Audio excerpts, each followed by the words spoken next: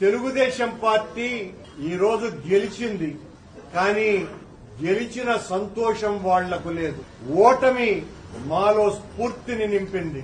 పోరాటానికి మరింత ఉద్యుక్తులు కండి అనేటువంటి ఒక గొప్ప ఆశయ సాధనకు ఒక జెండాను అందించింది. ఈరోజు వరల్డ్ క్యాన్సర్ డే.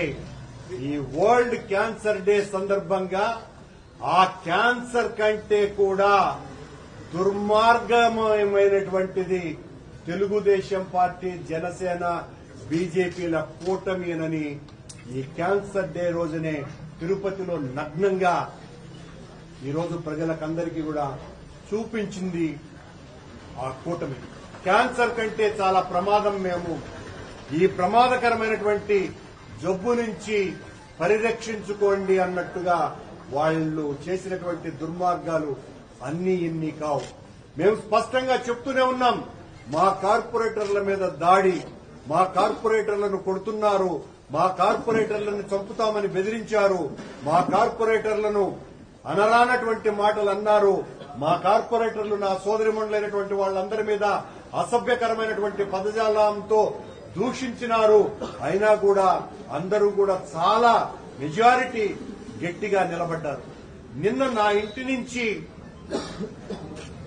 ఓటుకు వెళ్లటానికి పోతున్నటువంటి పోలింగ్ బూత్కు పోతున్నటువంటి మా కార్పొరేటర్లని కొడుతూ అసభ్య పదజాలంతో దూషిస్తూ వాళ్ల జీవితాలనే సర్వనాశనం చేసేస్తాము అని మేమందరికీ కూడా ఈ రకంగా మా కార్పొరేటర్లను తీసుకుపోయినామంటే తెలుగుదేశం పార్టీకి సంబంధించినటువంటి నాయకులు, పచ్చ మీడియా వాళ్ళ ఇష్టం వచ్చినట్టుగా మాట్లాడినారు. వాళ్లే మేమే వెళ్లాము, మమ్మల్ని ఎవరిని కిడ్నాప్ చేయలేదు అని వాళ్లను బెదిరించి వాళ్ల చేత సెల్ఫీ వీడియోను కూడా తీయించి రిలీజ్ చేశారు.